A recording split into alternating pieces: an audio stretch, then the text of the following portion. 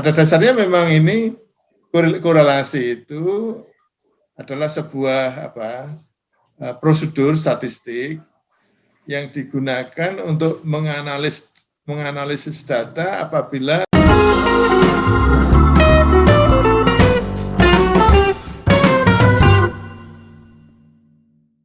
Assalamualaikum warahmatullahi wabarakatuh. Selamat datang kembali di UMK Talks Academy, forum berbagi informasi seputar dunia akademik. Baik sahabat Civitas Akademika dimanapun Anda berada, terima kasih. Senang bertemu kembali. Semoga sahabat Civitas Akademika semuanya sehat dan dilancarkan rezekinya. Baik, kami kembali lagi pada episode kali ini kita masih akan membahas, masih berhubungan dengan analisis data. Dan topik kita pada hari ini adalah fungsi korelasi dalam membuat prediksi. Dan tentunya sudah bersama kita narasumber andalan kita, the one and only Profesor Ali Soka, MA, PhD. Assalamualaikum Prof, selamat datang kembali Prof. Waalaikumsalam warahmatullahi wabarakatuh. Sampai ketemu, ini senang ketemu lagi ya. Ya, gimana kabarnya, baik-baik semua ya? Alhamdulillah Prof. Gimana Prof, kabarnya Prof? Baik-baik, pokoknya alhamdulillah sehat. Ya, stay safe ya Prof. Aduh, dunia makin ngeri saat ini Prof. Ya, Corona mulai melonjak lagi. Manusia Prof. diuji, mudah-mudahan lulus. Ya, benar Prof. Insyaallah, amin. Baik Prof, tema kita hari ini atau topik kita hari ini adalah fungsi korelasi dalam membuat prediksi Prof. Mungkin pertanyaan, kita langsung mulai saja pertanyaan dari saya. Kapan kita harus menggunakan korelasi dalam menganalisis data? Ya, sebelum menjawab itu saya memberi pengantar dulu bahwa pada dasarnya memang yang akan kita bahas ini hal-hal yang sifatnya mendasar, jadi cocok untuk pemula lah gitu. Jadi kalau yang sudah lanjut mungkin ini terlalu mendasar, tapi sebenarnya ada hal-hal yang mungkin aja yang sudah lanjut pun terlupakan gitu. Terlupakan ya. Ya. Yang pertama tentu yang namanya korelasi itu kan mudah saja kalau mau mengingat konsepnya itu ya dari bentukan katanya ya. Itu kan kalau relation ya itu. Ya, relation itu kan hubungan. Relation atau relationship sama-sama kata bendanya itu relation atau relationship. Relation gitu ya, kemudian ditambah correlation, korelasi. Relation itu hubungan, itu sama-sama kan gitu, partner lah gitu. Sehingga kemudian kalau korelasi itu ya ingat kata-katanya itu, ingat konsepnya itu saling berhubung, saling terkait, hubungan gitu.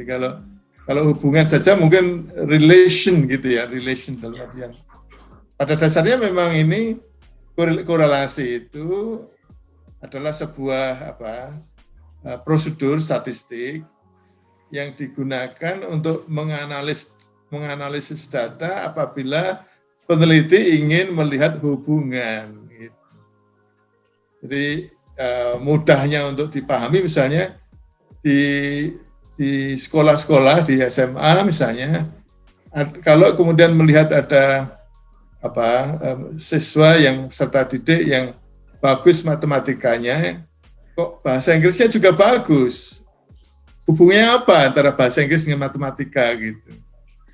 Ya, itu misalnya gitu. Jadi ya kadang-kadang keliru melihat hubungan itu. Ya.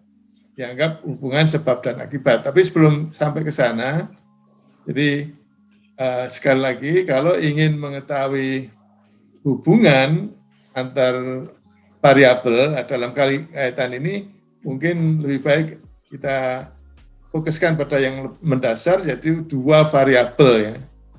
Jadi biasa disebut dengan korelasi bivariat. Bi itu dua. Bivariat berarti dua variabel saja, padahal sebenarnya bisa saja melihat korelasi berbagai variabel lebih dari dua, tapi kita batasi dulu itu. Jadi hubungan itu bisa dilihat dua dimensi ya hubungan. Jadi korelasi antara dua variabel itu bisa dilihat dari dua dimensi.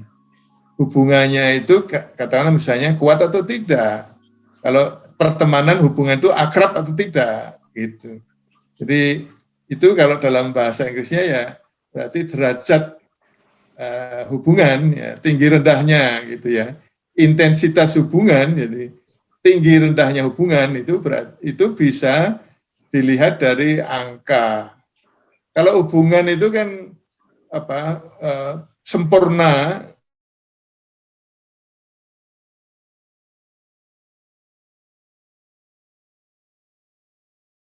dikonversi menjadi angka yang sifatnya proporsional, itu berarti angkanya 1. Jadi yang dianggap maksimum itu ya 1. Nah, kalau tidak ada hubungan ya 0 kan gitu. Kalau tidak ada hubungan 0. Jadi rentangannya kalau dari segi intensitas, tinggi rendahnya, kuat atau lemahnya, degree ya, itu yang paling rendah yang menunjukkan tidak ada hubungan itu berarti 0, yang kemudian sempurna itu 1. Tapi jarang ada yang sempurna ya, jadi biasanya itu selalu ada saja kelemahannya itu, sehingga katakanlah mendekati 1 atau 1 itu yang paling tinggi, 0 atau mendekati 0 itu yang paling rendah. Nah, di antara dua ekstrem itu ada yang dianggap tengah, yang biasa disebut dengan moderat. Itu satu dimensi intensitas ya. Tapi juga ada dimensi arah. Dimensi arah itu disebut dengan positif atau negatif. Dalam bahasa Inggrisnya ya direction of relationship gitu ya. Hubungan itu positif atau negatif. Positif itu artinya kalau A ada, B juga ada, misalnya gitu. Kalau negatif, kalau ada A, tidak ada B. Kalau ada B, tidak ada A, itu negatif. Ini kalau dari segi konsep umumnya ya, sehingga kemudian itu bisa tinggi, tetapi tingginya itu positif dari segi arah hubungan atau sifat hubungan lah gitu. Atau rendah atau tingginya itu tadi ya negatif atau positif, bisa negatif ya. Jadi yang katakan misalnya negatif itu bisa saja dianggap tinggi, sempurna, betul-betul sempurna, itu tetap 1. Jadi kalau dari segi tingkat itu tidak melihat positif atau negatif. Ya, positif atau negatif kalau mendekati angka 1 secara absolut, plus atau minus, yaitu tinggi. Ya. Sedangkan kalau mengenai direction, ya, istilahnya itu direction of relationship tadi ya, dari segi arah, itu harus melihat tandanya, apakah itu negatif atau positif. Negatif atau positif itu kan keluar angka dan kemudian ada tanda positif atau negatif, kalau kemudian dimasukkan ke rumus. Tapi sekarang tidak perlu lagi banyak khawatir tentang rumus, karena itu sudah ada software aplikasi yang dengan mudahnya kita masukkan, keluar itu positif atau negatif. Ya, jadi misalnya kalau tadi siswa SMA itu matematikanya bagus, kok pada umumnya bahasa Inggrisnya juga bagus, nah itu hubungan positif. Tapi ada juga hubungan yang negatif, misalnya kalau sekarang masalah frekuensi nonton TV gitu ya, kalau frekuensinya itu tinggi sekali, jadi sehingga dia tidak sempat belajar, maka hubungan antara frekuensi nonton TV dengan kemampuan capaian pembelajaran di sekolah, scholastic achievement, itu bisa negatif. Kalau dia pokoknya tidak pernah ada waktu belajar, jadi frekuensi nonton TV-nya itu sempurna dalam tanda petik, setiap saat nonton TV, maka itu hubungan negatif yang sempurna. Ya, kalau bagus, kalau tinggi frekuensi menonton TV, maka rendahlah capaian pembelajaran, perolehan pembelajaran, prestasi di sekolah. Sebaliknya kalau Tapi ini mungkin hubungannya juga tidak, karena kadang-kadang sekarang dilihat tergantung apa yang ditonton ya. Kalau yang ditonton itu juga pembelajaran gitu, ya itu lain lagi. Jadi harus dilihat jenis-jenisnya. Jadi itu dua aspek ya, aspek tinggi rendah dan aspek arah positif atau negatif. Begitu Pak Tarman. Iya, kalau kita misalnya ambil contoh real, Prof, dalam pembelajaran bahasa, berarti kalau untuk negatif itu berarti satu tinggi, satu variabel tinggi, satunya turun ya, Prof? Iya. Ya, mungkin seperti kecemasan belajar sama kemampuan berbahasa ya, Prof? Ya, ya tapi ini pertanyaan Mas Darman ini masuk ke yang lebih kompleks ya, itu hubungannya tidak linear, itu ada hubungan yang linear, ini aspek lain ya, aspek ketiga yang tadi saya lihat tinggi rendah, kemudian arah, kemudian ada aspek linearitas, hubungan yang linear itu ya seperti yang tadi, tapi kecemasan dengan perolehan belajar itu hubungannya tidak linear. Jadi kalau hubungannya tidak linear ini, tidak apa-apa, ini bisa ditambahkan gini, Pak, tidak apa. Kalau hubungan antara kecemasan dengan perolehan belajar itu bukan kalau kemudian tinggi kecemasannya itu malah bisa rendah pencapaiannya. Rendah kecemasannya bisa juga rendah. Jadi kalau terlalu tinggi juga rendah. Kalau terlalu rendah kecemasannya, tingkat kecemasannya juga prestasi belajarnya bisa rendah. Yang bagus kalau ada tingkat kecemasannya di level moderate, di level cukup lah gitu. Jadi orang kalau tidak punya kecemasan kan tidak mau belajar, dia tidak khawatir tentang perolehan sekolah. Kalau terlalu cemas, juga dia tidak bisa konsentrasi. Ya, ini aspek lain yang sebetulnya tidak perlu saya bahas ya, tapi tidak apa-apa ditambahi Mas Darman itu, yang non-linear itu. Ada yang non-linear. Ya, sebenarnya tadi saya mau bilang antara kecemasan berbicara dengan speaking proficiency, Prof. Betul itu non-linear itu. Oh, itu non-linear ya, Prof? Ya, jadi kalau terlalu cemas itu juga tidak bisa keluar. Iya, benar. Kalau tidak ada kecemasan, dia tidak konsentrasi. Harus ada kecemasan sehingga kemudian dia akan punya konsentrasi. Akan khawatir kalau kemudian dia tidak bisa memahami apa yang dikatakan orang lain, sehingga kemudian dia ngomongnya bisa ngawur gitu. Iya. Jadi itu itu salah satu contoh non-linear juga. Ini masalah kecemasan itu.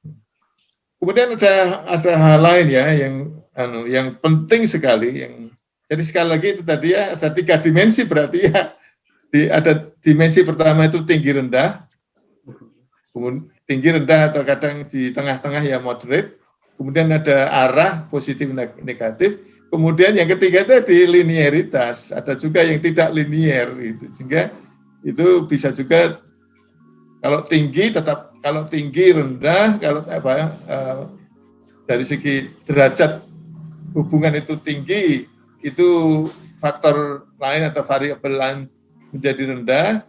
Kalau kemudian derajatnya X, variabel satunya rendah, bisa juga tetap rendah. Kalau variabelnya yang pertama itu seperti tadi kecemasan itu di tengah, baru kemudian tinggi, itu yang disebut dengan non-linear. Ada 3 itu. Tapi sekarang saya ingin fokus pada hal yang seringkali dilupakan. Kalau sudah tahu bahwa ada dua variabel yang punya hubungan, yang korelasinya tinggi, ya misalnya, terus mau apa gitu? Terus manfaatnya apa gitu? Seringkali kelirunya begini.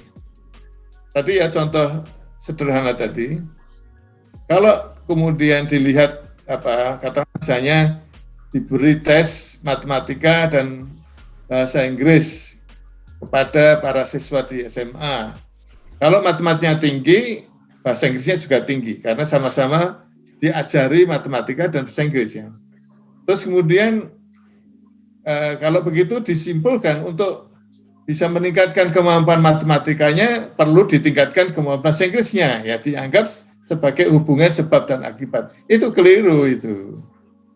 Itu keliru gitu. Jadi kalau kemudian ternyata melihat, wah ini matematikanya kok rendah, kalau gitu diperbaiki bahasa Inggrisnya biar matematikanya juga menjadi tinggi, ya itu keliru. Ya, itu tadi kan sama-sama terkait gitu. Padahal sebenarnya yang menyebabkan tingginya matematika, yang menyebabkan tingginya bahasa Inggris itu faktor lain, yaitu misalnya faktor lain itu IQ misalnya, intelligence, ya kecerdasan. Yang kecerdasan itulah yang kemudian menyebabkan kalau dia belajar matematika bisa bagus dan belajar bahasa Inggris juga bisa bagus. Di SMA dua-duanya diajarkan, jadi sama-sama menjadi bagus karena kecerdasannya memang tinggi. Nah, jadi penyebabnya itu faktor lain, bukan saling sebab, saling menyebabkan satu dengan yang lain, tidak. Ya, tidak. Termasuk misalnya kadang-kadang keliru. Ya itu saya kira contoh yang bagus ya. Banyak yang begitu itu. Jadi karena apa? Desain penelitiannya juga desain penelitian yang sifatnya deskriptif, bukan desain penelitian sifatnya melihat sebab dan akibat seperti misalnya menggunakan eksperimen gitu. Nah, jadi pertanyaannya, terus untuk apa gitu? Nah ini yang seringkali dilupakan, bukan untuk kemudian bisa memastikan hubungan sebab dan akibat, tapi tujuan manfaat tahu tentang hubungan antar dua variabel itu adalah memprediksi. Kalau tahu bahwa kalau kemudian ada sudah jelas hubungannya itu positif dan tinggi, misalnya tadi tentang matematika dan bahasa Inggris, maka begitu tahu kalau kemampuan bahasa Inggrisnya itu bagus, bisa kemudian digunakan untuk menebak kemampuan matematikanya. Ya, tahu tentang satu variabel bisa menebak variabel yang lain. Nah ini contoh yang sederhana. Kalau hubungan suami istri itu bagus ya, tahu suaminya itu rumahnya di mana kan ditebak, istrinya juga rumahnya sama kan gitu. Kalau hubungannya tidak bagus, mungkin rumahnya udah beda gitu. Ini memprediksi, ya. Tidak saling menyebabkan atau mengakibatkan. Ya itulah yang kemudian seringkali ditekankan di dalam buku-buku bahwa kalau kemudian ada data yang dianalisis dengan menggunakan atau desain penelitian yang ingin melihat hubungan dengan melihat korelasinya, itu tidak bisa disimpulkan sama sekali tentang hubungan sebab dan akibat. Yang bisa ditarik implikasinya, penafsirannya adalah bagaimana tahu satu variabel bisa menebak variabel yang lain. Nah, cerita sedikit sebelum diakhiri ya, Mbah Marijan kenapa Mbah Marijan itu dulu dianggap orang sakti di Gunung Merapi. Kenapa? Ya karena beliau itu sebetulnya menguasai ilmu korelasi gitu.